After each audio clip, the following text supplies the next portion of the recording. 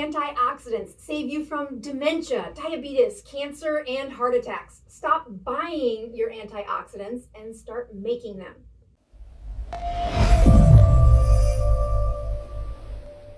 Stop wasting your money on antioxidants. Use your built-in superpower to make your own. To understand antioxidants, you must know the term oxidative stress and free radicals. Free radicals are bits of rogue energy, destroying your body. Antioxidants are the sponges that bind up that rogue energy and take care of them. Antioxidants are the enemy of free radicals, and the difference between these two is your oxidative stress. Free radicals are also called reactive oxygen species and are formed when our body makes energy. The cleaner we make the energy, the fewer rogue or wild energy bundles are formed. Naturally, our body makes antioxidants to capture that energy. Normally, electrons donate their energy along the ribbons inside our mitochondria, and a chain of reactions transports energy from one chemical bond to the next. This electron chain transport burns fuel, like glucose or fat, to shuffle oxygen and hydrogen molecules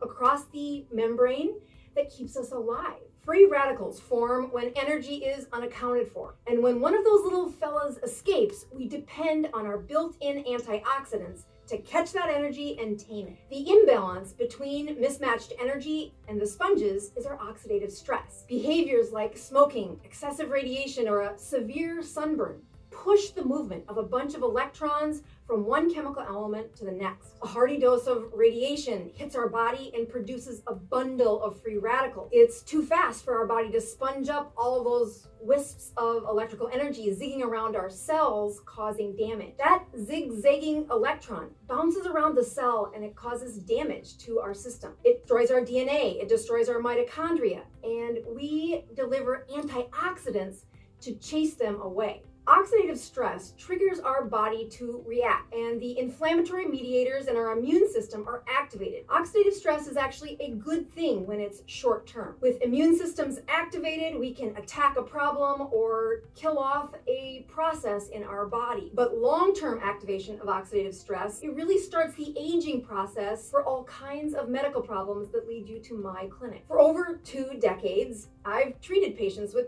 too many free radicals. These reactive oxygen species, or free radicals, destroyed their DNA, mitochondria, and their energy. They are overweight, they are sleep deprived, they're filled with cancer, infection, and struggling to find the energy to live life to the fullest. Long sessions of this mismatched electrons affects them, and it destroys us from the inside out. They have medical problems like arthritis and recurrent pain from unrepaired nerves, but their brain has taken a toll, and they struggle with chronic headaches, autism. ADHD has been linked to too many free radicals. So has Parkinson's and Alzheimer's disease, as well as depression. But too many free radicals actually hardens your heart as well. It hardens those arteries and it stiffens the muscle of the heart, causing heart failure.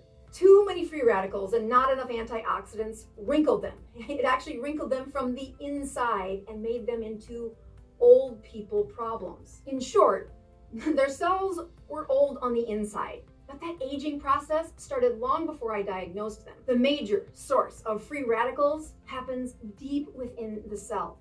It is that mismatch of energy when the mitochondria is running and burning way too hot. It happens when they fuel their engines, their mitochondria, to only run on glucose. As that fuel shuffles through the mitochondria, trading hydrogen for oxygen, this is how we make energy, the motor, or the mitochondria, burns hot and leaves an excessive amount of those unaccounted for electrons. Those free radicals are higher when you're only burning glucose.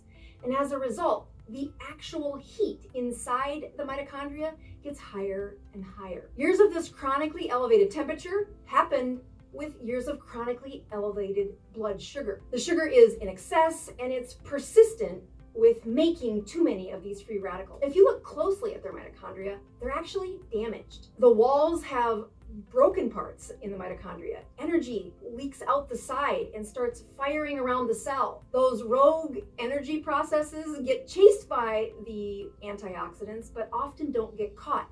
And that's what's making that cell older on the inside. One efficiency leads to the next one, and the mitochondria will have a continued leaking of energy instead of improvement in their efficiencies. Naturally, their mitochondria was depending that at one point or another, fat would be burned. And in the case where that doesn't happen, it's like an engine with no oil. The oil was supposed to cool it down, and in the situation of our cells, it would reduce the rogue electrons. Without fat, more things break. Before long, their mitochondria are actually different when you look under the microscope. The mitochondria have become smaller in size, and they have less of those pretty folds in the mitochondria. With more kinks in the armor, their vibrancy for life disappeared with their beautiful mitochondria. Overall, you deprived the cell from the inside out. Fixing these problems means decreasing those free radicals and increasing the antioxidants. Supplementing antioxidants requires several important steps before they ever get to the part of your body where those radicals are wreaking havoc. That part of your body is the mitochondria. Most of those pills that you swallow get stuck in your lymph system. The next crop of them gets metabolized by your liver and never really gets into circulation, let alone across a blood-brain barrier to find the mitochondria in your brain or inside the cells where they need to deliver that antioxidant and capture that energy.